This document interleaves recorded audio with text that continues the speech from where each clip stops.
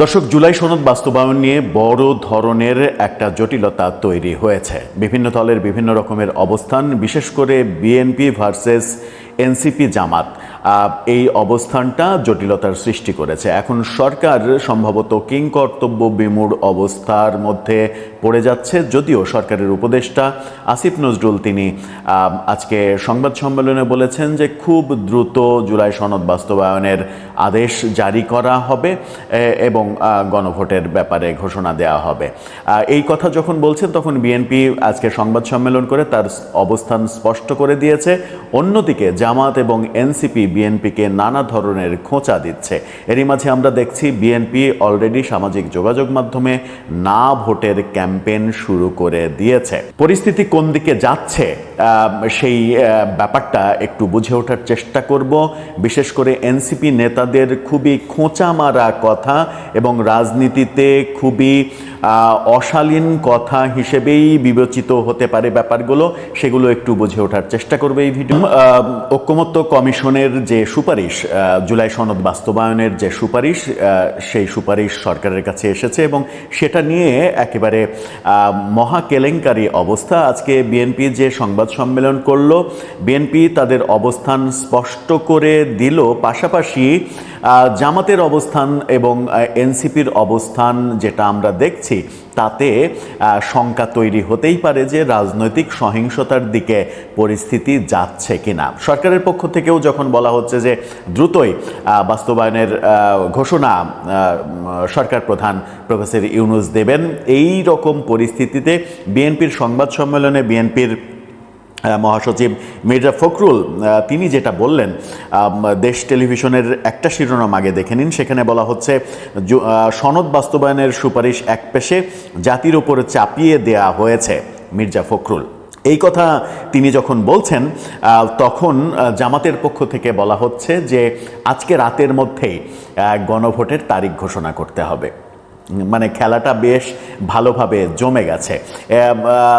মির্জা ফখরুল যেটা বললেন, ভয়াবহ যে অভিযোগগুলো করলেন, সেটা হচ্ছে যে বাস্তবায়নের সুপারিশ করা হয়েছে সেটা একপেশে যেমন, তেমনি মারাত্মক অভিযোগ সেটা হচ্ছে যে জুলাই সনদে স্বাক্ষরের পরে এই সনদে অনেক পরিবর্তন আনা হয়েছে যেটা দলগুলোর অনুমতি নেওয়া হয়নি। এটা কিন্তু মারাত্মক একটা কি বলবো যে বেআইনি তো বটেই, এক ধরনের প্রতারণা বটেই যে সনদ স্বাক্ষরের পরে এটা যদি পরিবর্তন হয় তাহলে এটা একটা বড় প্রতারণা। আমরা সনদ স্বাক্ষরের দিনেই বলেছিলাম সনদ স্বাক্ষরের যে পৃষ্ঠায় সবাই স্বাক্ষর করেছে, শুধুমাত্র অঙ্গীকারনামা, 7টা অঙ্গীকারনামা লেখা আছে যে পৃষ্ঠায়, সেই একটা পৃষ্ঠা দেয়া হয়েছে সবাইকে, সেখানে সবাই স্বাক্ষর করেছে 2 জন দলের প্রতিনিধি হিসেবে। সেটা নিয়েই কথা বলছিলাম যে একটা স্বাক্ষর অনুষ্ঠান সাধারণত কি হয় যে আমি একটা দলিলে স্বাক্ষর করলাম, স্বাক্ষর আমি 2টা দলিলে করব, একটা আমার কাছে থাকবে আর একটা আমি আমার কর্তৃপক্ষকে কিংবা আমি যার সঙ্গে স্বাক্ষর করছি তাকে দেব। আমার কাছে থাকবে এই কারণে যে সেই দলিলটা যেন কোনো ধরনের কোনো টেম্পারিং করার সুযোগ না থাকে, পরিবর্তন করার সুযোগ না থাকে, তার প্রমাণপত্র হিসেবে আমি আমার কাছে রাখব। কিন্তু সেরকম কোনো অপশন সেই জুলাই সনদ স্বাক্ষর অনুষ্ঠানে আমরা দেখিনি। স্বাক্ষর নেওয়া হয়েছে শুধুমাত্র অঙ্গীকারনামার পাতায়। পুরো যে জুলাই সনদ যেটার ভিত্তিতে স্বাক্ষর করা হলো সেটা সেখানে উপস্থাপন করাও হয়নি, সেই দলিল সেখানে সংযোজন করাও হয়নি। সুতরাং সরকারের পক্ষে এটা খুবই সহজ পরবর্তীতে নিজের ইচ্ছা মতো বিভিন্ন জায়গায় পরিবর্তন করার, এবং সেটাই সরকার করেছে বলে বিএনপি অভিযোগ করছে। এটা যদি সরকার করে থাকে তাহলে এটা রাজনৈতিক দলগুলোর সঙ্গে, জাতির সঙ্গে একটা চরম বেইমানি, চরম প্রতারণা হিসেবে দেখা হবে। আমি নিশ্চিত নই যে সেটা সত্য কিনা। যদি বিএনপির অভিযোগ সত্য হয়ে থাকে তাহলে এটা নিয়ে একটা চরম ধরনের ক্রাইসিস তৈরি হতে চলেছে। বিএনপি মহাসচিব আরও যেটা বললেন, যুগান্তর তাকে নিয়ে একটা ফটোকার্ড তৈরি করেছে, সেটা দেখে নিতে পারেন। সেখানে তিনি বলছেন ঐকমত্য কমিশনের প্রস্তাব এবং সুপারিশে প্রতীয়মান হয় দীর্ঘ 1 বছরব্যাপী সংস্কার কমিশন জাতীয় ঐকমত্য কমিশনের সঙ্গে রাজনৈতিক দলসমূহের দীর্ঘ ধারাবাহিক আলোচনা ছিল অর্থহীন। অর্থ ও সময়ের অপচয়, প্রহসনমূলক এবং জাতির সঙ্গে প্রতারণা।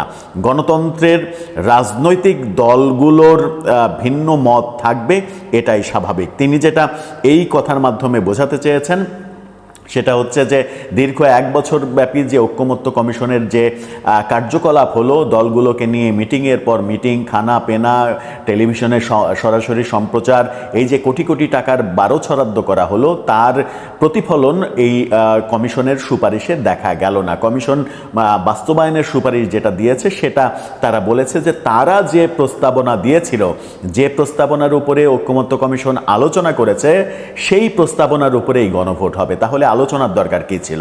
তাহলে দলগুলো যে দ্বিমত করলো যে যে বিষয়ে, সেই দ্বিমত, দলগুলোর দ্বিমতের প্রসঙ্গগুলো কোথায় যাবে? তার মানে হচ্ছে যে পুরোটাই দলগুলোর সঙ্গে একটা সার্কাস খেলা হয়েছে, যেটাই মির্জা ফখরুল বলেছেন।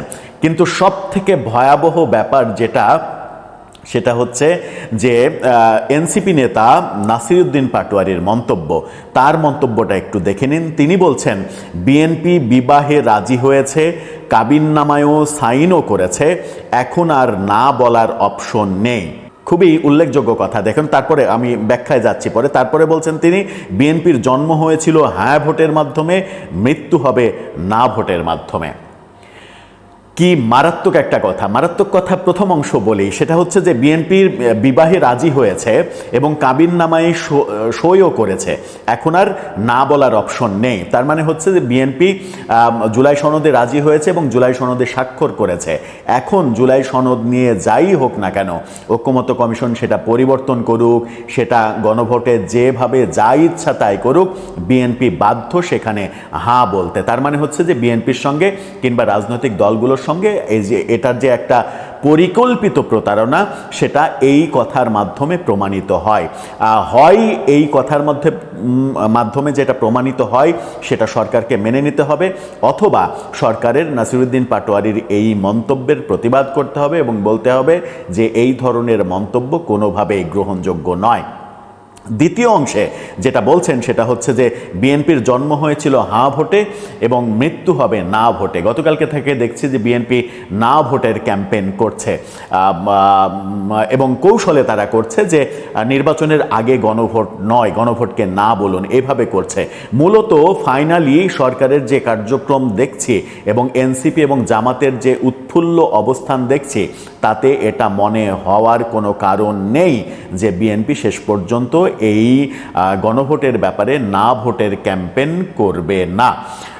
বিএনপি কিন্তু না ভোটের ক্যাম্পেইনও করতে পারে। না ভোটের ক্যাম্পেইন যদি করে, এখানে আবার মজার ব্যাপার হচ্ছে, গতকালকে থেকে আরেকটা ব্যাপার পরিলক্ষিত হচ্ছে, বাংলাদেশের বিভিন্ন গণমাধ্যম এই জুলাই সনদের আপনি পক্ষে না বিপক্ষে, হ্যাঁ না ভোটের ক্যাম্পেইন শুরু করেছে, জরিপ শুরু করেছে।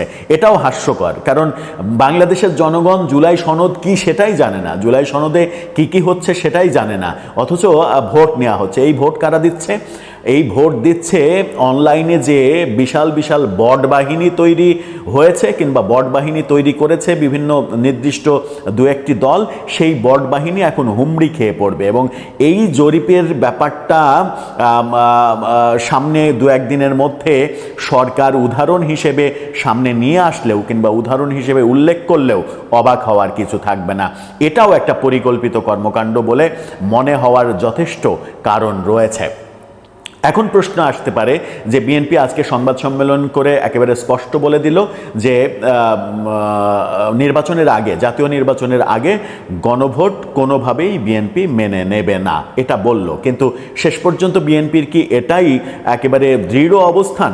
বিএনপি মানে সংবাদ সম্মেলনে যে যে ল্যাঙ্গুয়েজে কথা বলেছে, সেই ল্যাঙ্গুয়েজটা খুব একটা সরকারকে হুমকি দেয়া, সরকারকে সতর্ক করা কিংবা এক ধরনের আলটিমেটাম দেয়া, এই কোনো ব্যাপার কিন্তু আমরা দেখিনি। তার মানে এখন পর্যন্ত আই থিঙ্ক বিএনপির 2-4 জনের সঙ্গে এরই মাঝে কথাও বলেছি, জাতীয় পর্যায়ের 2-1 নেতার সঙ্গে, তাদের এখন পর্যন্ত ধারণা যে যে কোনোভাবেই হোক নির্বাচনটা হোক, এটা তারা চায়। কারণ নির্বাচনটা হলে তারা জনগণের সমর্থন নিয়ে ক্ষমতায় যেতে পারবে, এই বিশ্বাস তাদের মধ্যে এখনো আছে।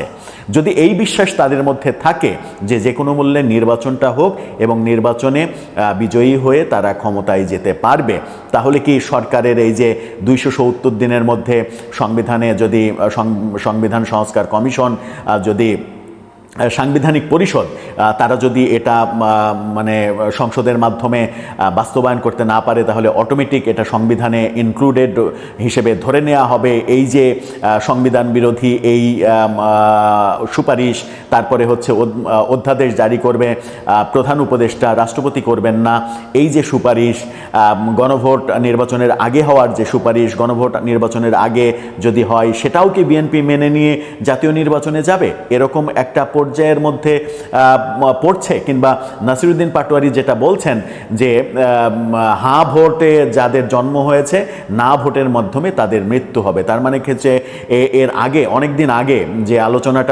আলোচনাগুলোকে কেউ পাত্তাই দেয়নি যে আওয়ামী লীগকে মাইনাস করা হয়ে গেছে, এবার টার্গেট হচ্ছে বিএনপিকে মাইনাস করা। ব্যাপারটা কি সেদিকেই যাচ্ছে?